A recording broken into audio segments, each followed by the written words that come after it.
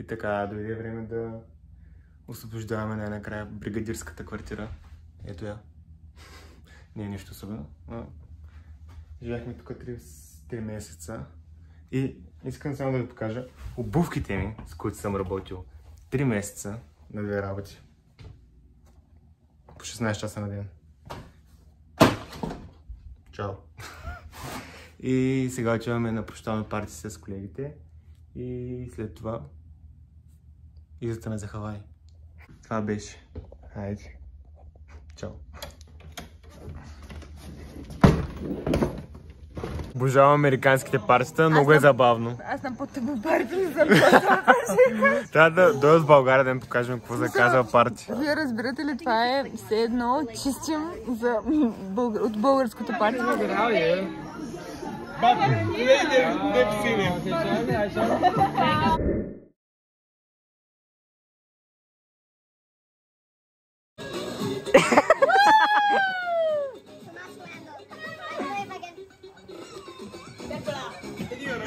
Oh my god!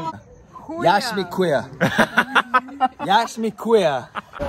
2 часа по-късно сме на летището, спим се на куче, но ще го направим. За Хавай всичко.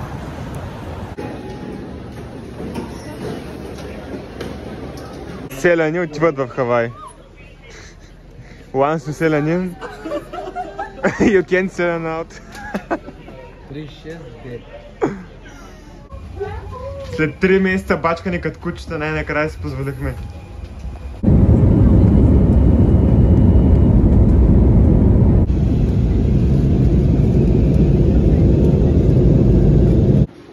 Десет часа по-късно, най-накрая сме в Хавай. Сме в търсене на други 2 момичета, които хванаха друг полет. Издирваме ги.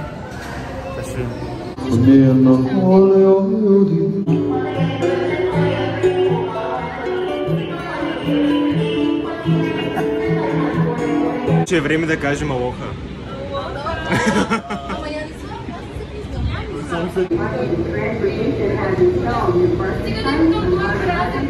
Имаме сега да си наем кола. Не знам как ще не дадат, защото нямаме 25. Ще видим. Така, наехме си колата. Отиваме до селото, в което сме, да се настаним и да отидем на плаж. Все едно сме на пазара в Русе. Кобрат бе!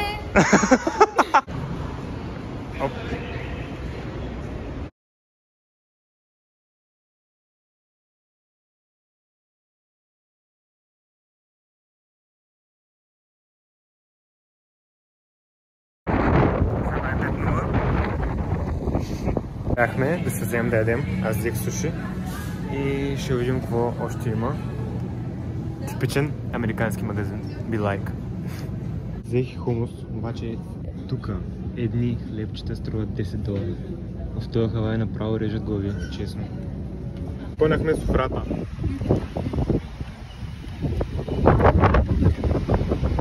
Напълно нормално нещо, разхожда се петли из паркингите. Няма проблем. Ако видите папагала, да крещите, за да го видя и аз. Ааа, мексиканин! Добре, дойдохме до Airbnb-то, обаче не знаем как да влезем. Това е проблема. Къде е ресепшена? Ресепшена търсим. Издирване на Airbnb-то. Не е ли то? Най-накрая влязохме. Много яко. Топ. Ето едната стая, долу едно двуместно и едноместно горе.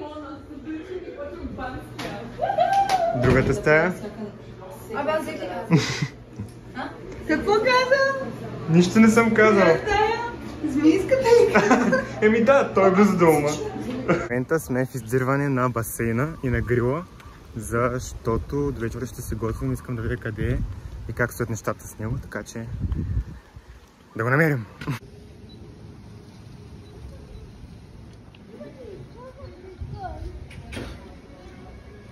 Басейна го намерих, но не е нищо особено. Но все пак ние сме дошли за плаж. Не за басейн, така че това не е важно.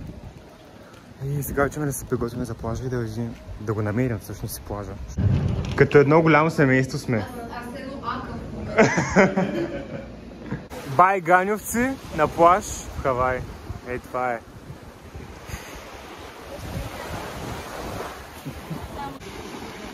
Много е яко.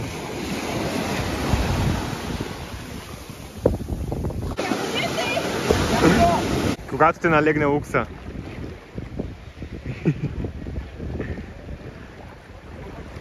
Така, вече след плажа излязохме да си купим нещо за ядене. Защото ако ходим по ресторанти, ще стане много бързо без пари, затова трябва да се готвим. Да. И така, вече на другия ден отиваме на трипче да обиколим малко острова, да се поразходим като цяло на хайкинг, после може би и на плаж. И така. И така, приятели, дадох $20 за очила, лошо ми е. Които ще потреби може би веднъж само. Няма значение, живота е веднъж, живеем на момента. Кога пак ще дойда в Хавай? Така че... Година, как кога? Да, така е.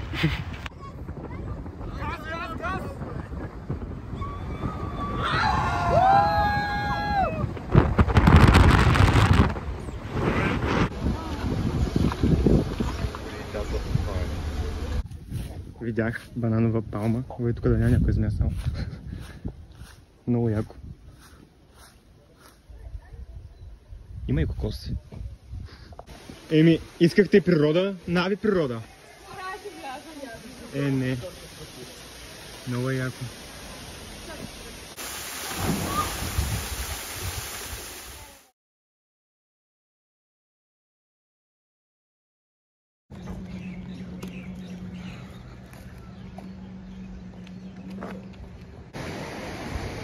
Чувствам се като някоя дива коза по тия баери. Не. Наистина. Струваше си катеренето.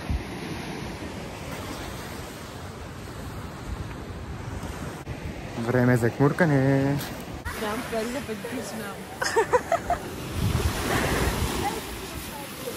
Моля? Моля? Моля, Как беше плажа?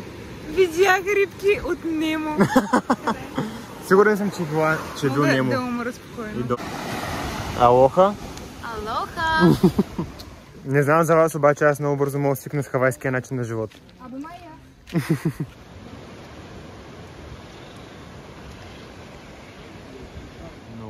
Много е красиво.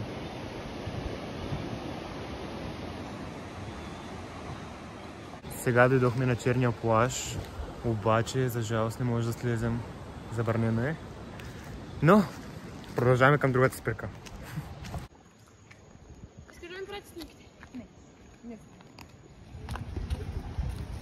Над закона. Добре де. В крайна сметка слязохме на черния плаж. Нищо не нарушихме някакво закона, но все пак българ сме. Позволено е.